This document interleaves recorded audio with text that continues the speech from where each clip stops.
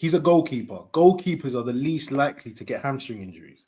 And weren't until I saw him play it. What are you doing, bro? Like, genuinely, what are you doing? You're a goalkeeper.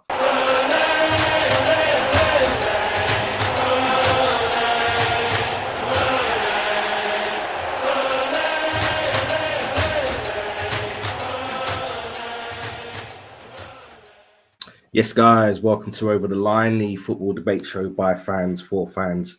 My name is Dave O, the host of the show, and joining me tonight, it's Gav and Cyril. Gents, welcome. How are you? Very good.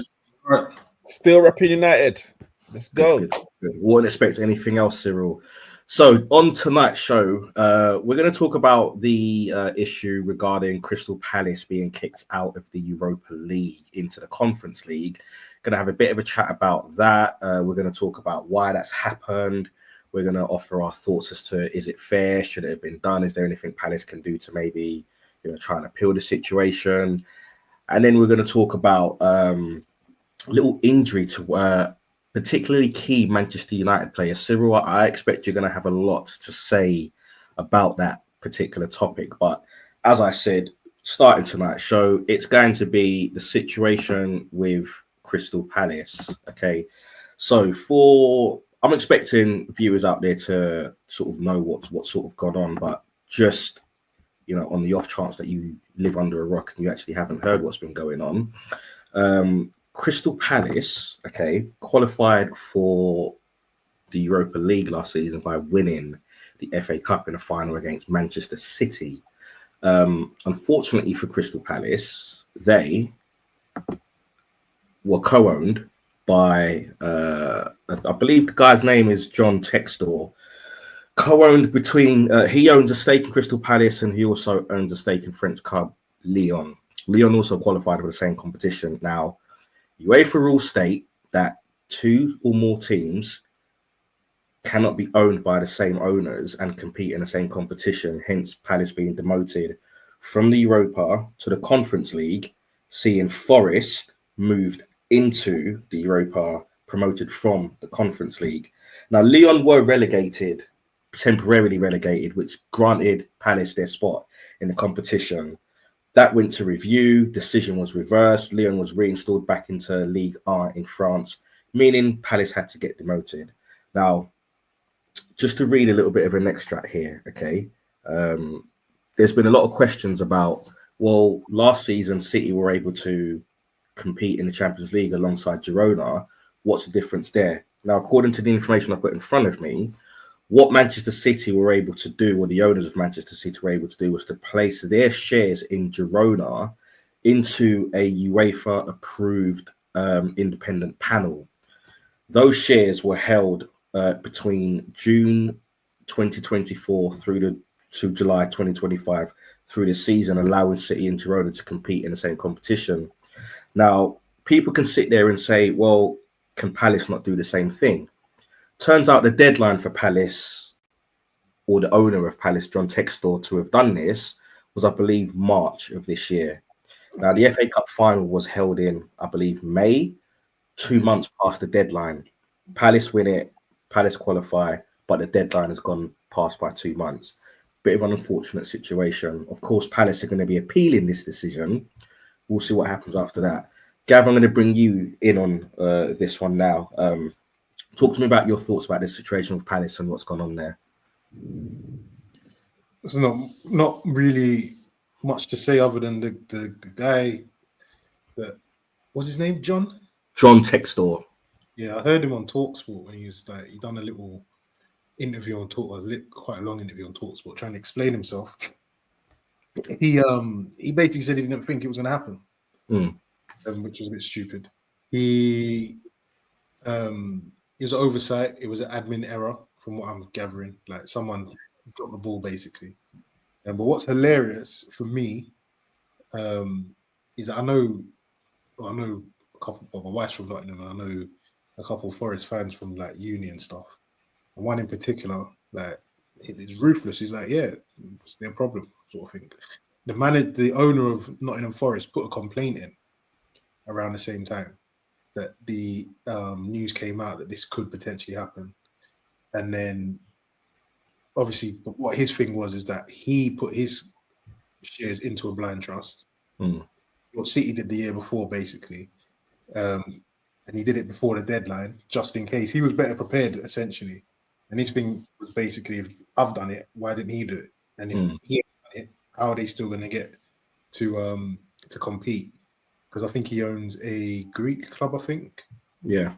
I believe it's Olympiacos. Yeah, maybe.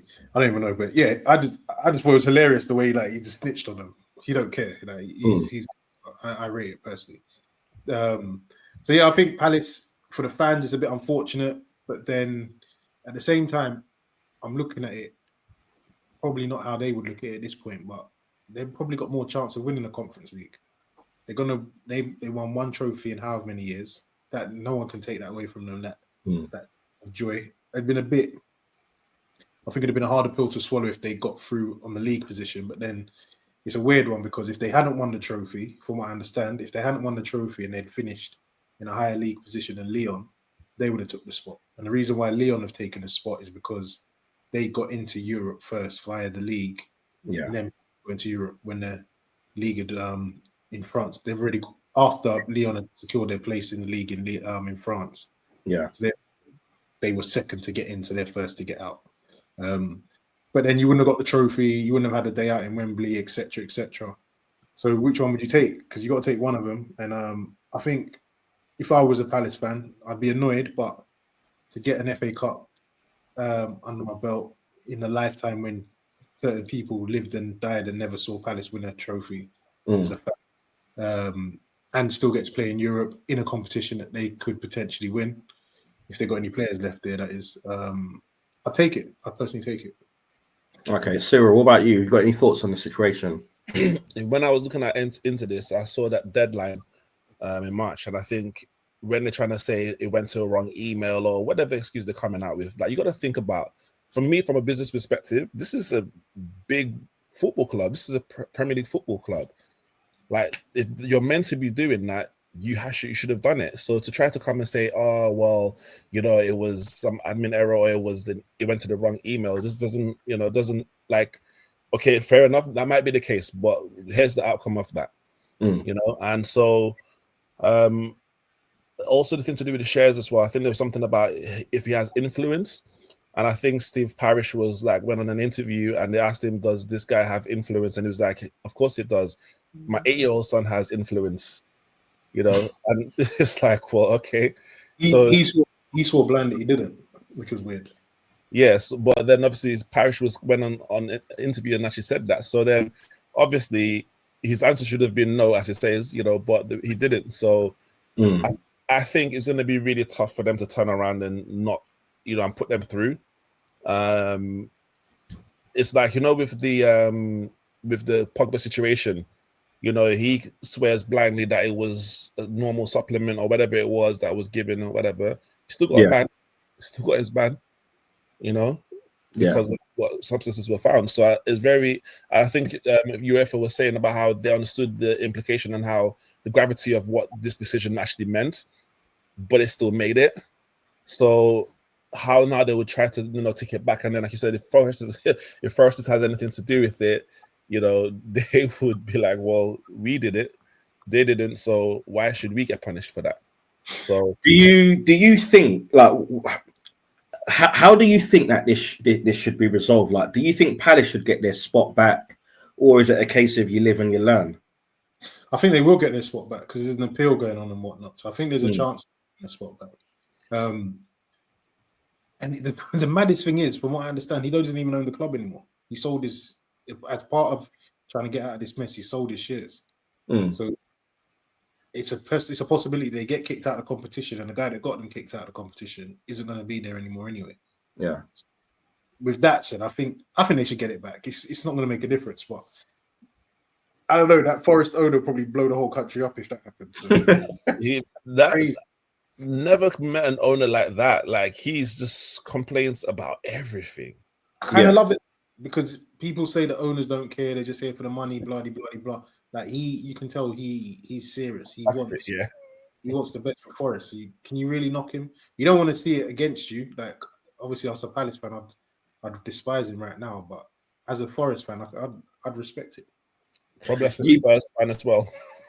You know what? Me personally, yeah, I think having the deadline in March when the season runs until the end of May, I think is quite ridiculous. I think UEFA, whoever's responsible for that, UEFA, whoever, FIFA, whoever, they need to have a look at that, because I don't understand how you can have a deadline for something like this when the season is still ongoing. Like, I think they need to push that deadline back.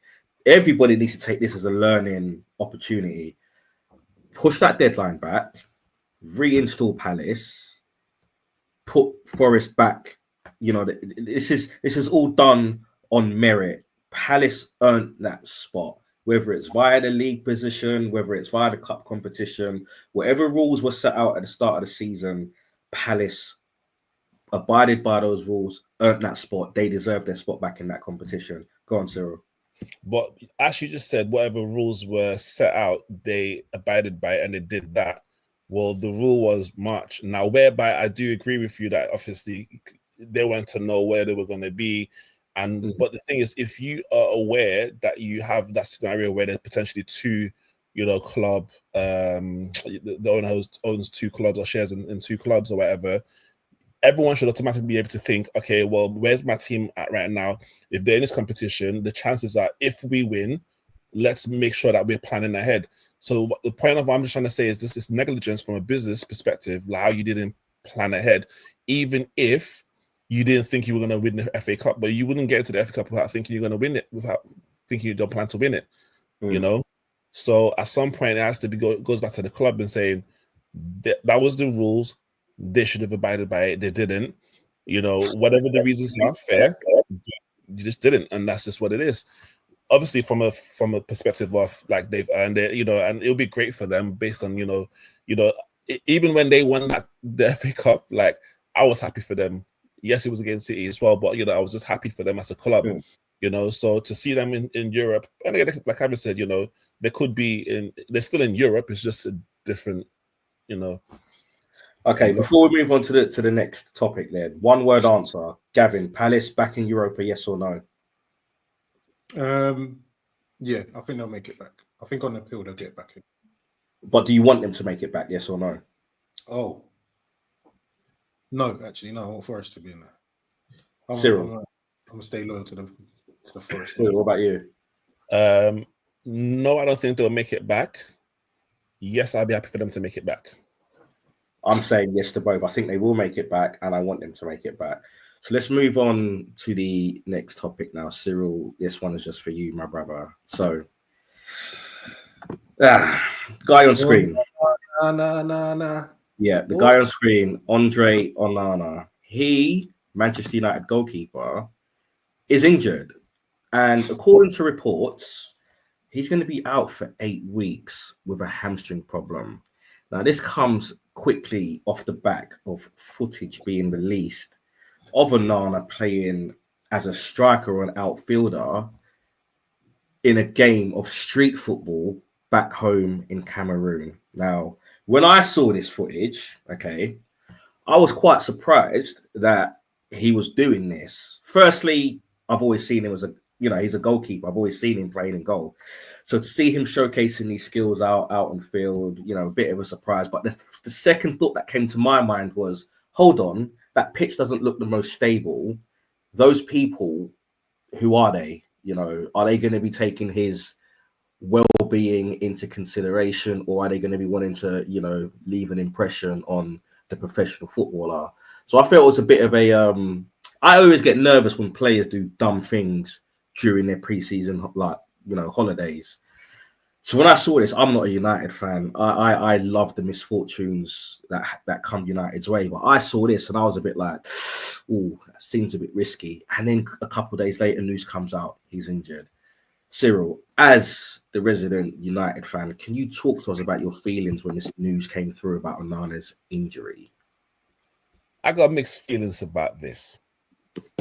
On one hand, he's our goalkeeper. On the other hand, maybe this might mean we can bring somebody else in or put something else in there. You know what?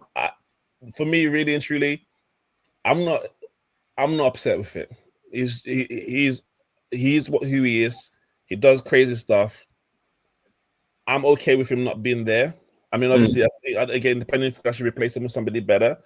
I don't want him to be my keeper anyway. So ultimately, that's a player that I don't want to be in my team that's injured. So, but now you can't sell him. Well, I know we can't sell him. Which is the challenge. But I know there was a talk about Martinez coming in. If that's available, bring him in. I'll take Martinez right now over that.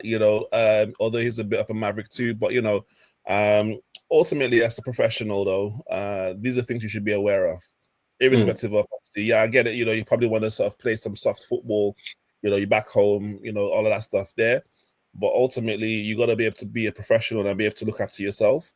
Yeah. And so, if the saying is, or if the thought process is that that's probably what's led to it, then then he has himself to blame for that. And it's again shows just, I don't even know what to say, because when you look at the United of the old, when you hear these players that the Keanes and Evras, when they talk about what it was like to be a Manchester United player and how you held yourself and conducted yourself and stuff, when you see some of these things, I'm just like what's the sign of the times?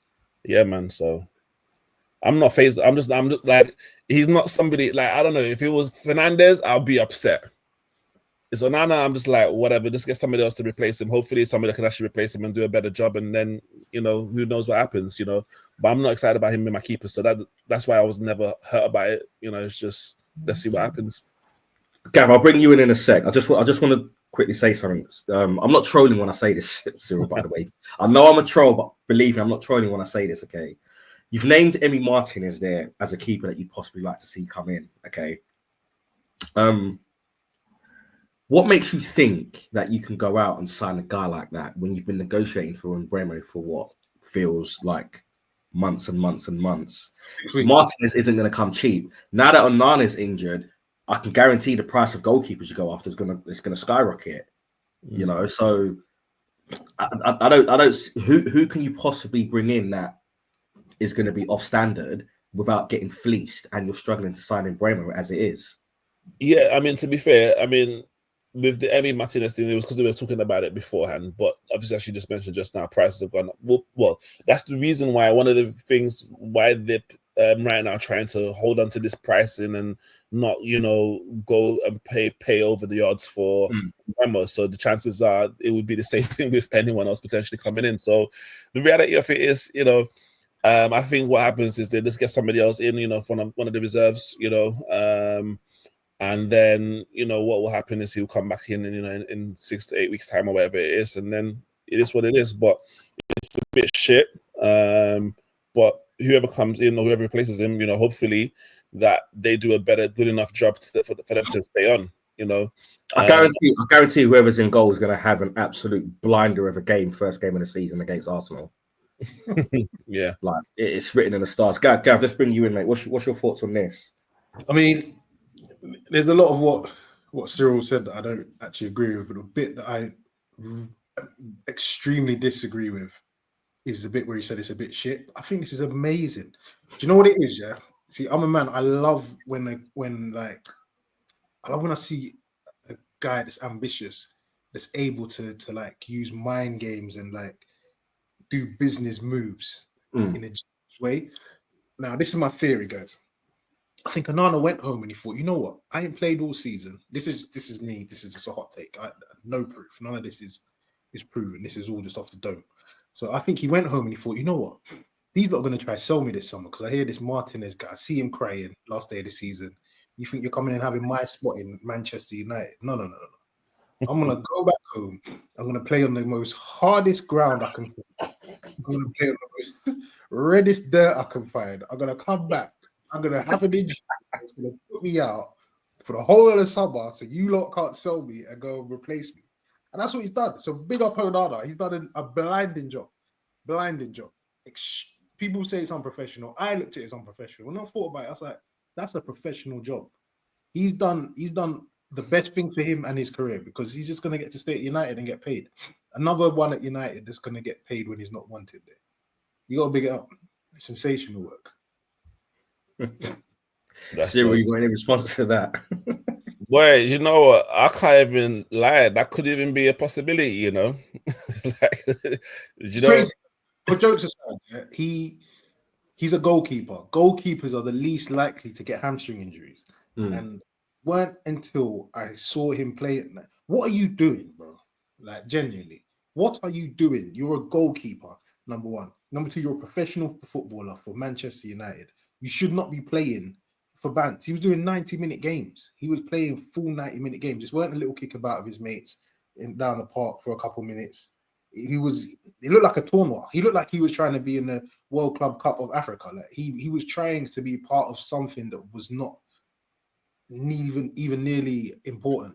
And he comes back and gets injured first training session. If it's me, if I'm the ownership, like, you're suspended with pay until you're fit again. Suspended without pay, sorry, until you're fit again.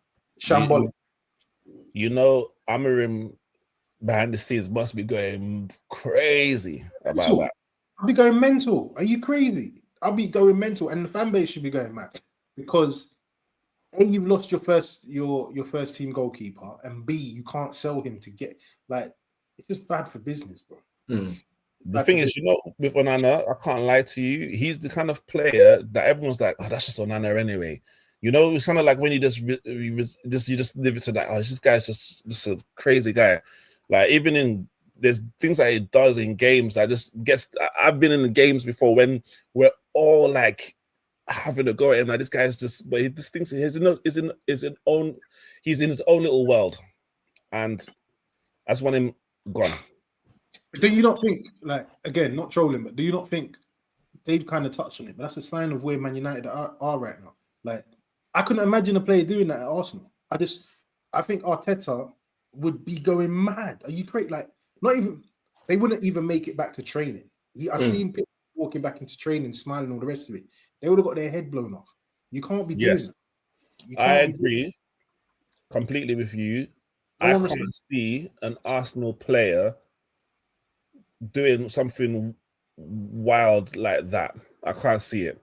I think, like, all the jokes aside and stuff like that, I think what's been built there and the culture that's been built there and the unity that's been built there, I think credit to the group, to Arteta and stuff. But, you know, I feel like there's like there's a culture there and there's a unity there. And that's far from what's actually happening at United. And, you know, it's true. Like, I don't feel like people are like, oh, you know what? Amarim's going to be upset. Let me not do this. But I feel like if you are a Arsenal player, you're thinking, shit, you know, what potential could actually be going into next season? What could actually be happening for us next season? Like, there's so many other thoughts process that would go into that, but them has to do something like that, you know? So for sure, yeah, I think it's a sign of the times, which it is what it is. You know, all the jokes aside, I mean, I see where United are at, you know, because I've seen the other side, so I see this side, and I'm just like, at the point, I'm just like, I just want to just get through this process. Let's get through this window. Okay, let's go through next season. Let's get through that next window, and then eventually, you know, start coming back up again. Regardless of where United are right now, right? Regardless of where you are as a club right now, okay. Accidents happen, okay? Is it unprofessional for him to have done this, or was he just on holiday, just having a good time? Like, what is it? What is it? Unprofessional. You don't play 90 minutes. You don't play 90 minutes like the way I've seen what he was doing, and you're not competing with people like that for 90 minutes when you know what the whole point of the time off is meant to be.